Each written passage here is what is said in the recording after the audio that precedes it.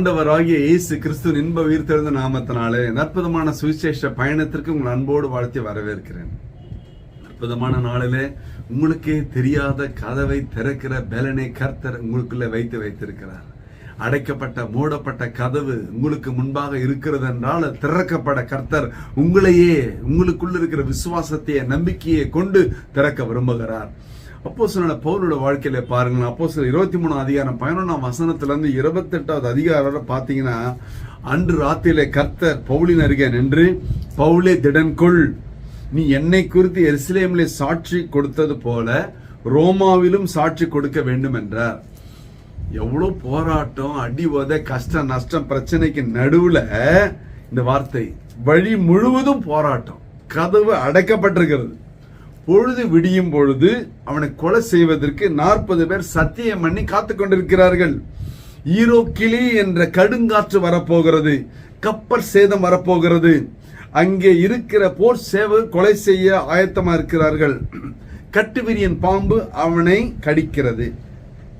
இவ்வளவு கஷ்டம், எத்தனை சவால்கள் வந்தாலும் கர்த்தர் ரோமாபுதிக்கு கதவை திறந்தார். ஹல்லேலூயா.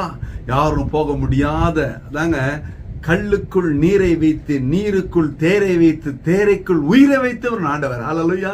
காற்று போக முடியாத கல்லுக்குள் ஒரு தேரையை வைத்தாண்டு அதுக்குள் உயிரை வைத்தார் என்றால், காற்று போக முடியாத இடத்துல கூட சுவிசேஷத்தை கர்த்தரால் கொண்டு செல்ல முடியும்.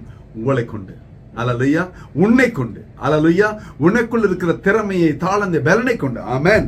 நீங்க உடனே யார் போவான்னு கேட்டா, நீங்க இந்த மிஷினரி, அந்த missionary, half missionary, full missionary, தீர்க்கதரிசி சொல்லக்கூடாது.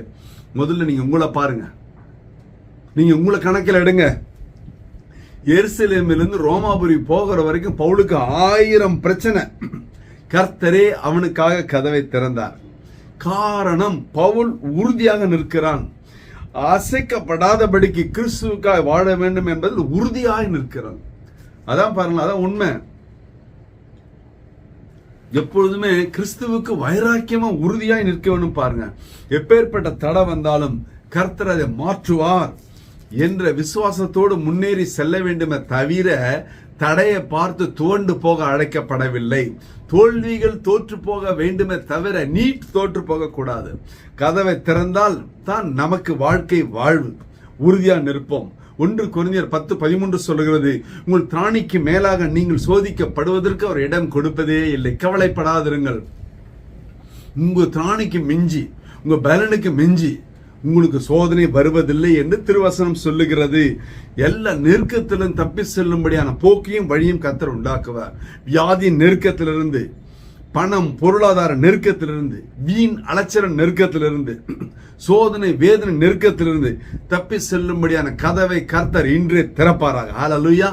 தானியேல் 3:26 பாருங்களேன். சாத்ராக், மேஷாக், ஆபேத்நேகோ என்பவர்களை அக்னியிலே போட்ட ராஜாவே, வெளியே வாருங்கள் என்று கதவை திறந்து கூப்பிட்டான். ஆமென். தப்பி செல்ல போக்கு. கதவை எவன் பூட்டி கதவை அடைத்தானோ அந்த ராஜாவே நின்று கதவை திறந்து வெளியே வரும்படியாய் சொன்ன காரணம், அவர்களுக்குள்ள இருந்த பக்தி வைராக்கியம், அவர்களுக்குள்ள இருந்த கர்த்தர் மீது வச்சு அசைக்க முடியாத, மாற்ற முடியாத நம்பிக்கை, உறுதியான இறுதியான நம்பிக்கை நிறைந்த விசுவாசம். அக்னி சூளை, சிங்க கெபியில் மனிதன் தள்ளினாலும் தேவன் அவர்களை கொண்டே கதவை திறப்பார். சிங்க கெபியில தூக்கி போட்டாங்களே, எந்த ராஜா தூக்கி போட்டானோ அதே ராஜாவை கொண்டு கர்த்தர் கதவை திறப்பார். அதுதாங்க உண்மை. நீங்க தைரியமா இருங்க. எனக்கு வளர முடியாதபடி வாழ முடியாது, சூனியம் வச்சுட்டான், மந்திரம் வச்சுட்டான், மாந்திரிகம் வச்சுட்டான், தந்திரம் பண்ணிட்டான்னு சொல்லாத. இவங்க கதவை மூடிட்டாங்க, அடைச்சிட்டாங்கன்னு சொல்லாத.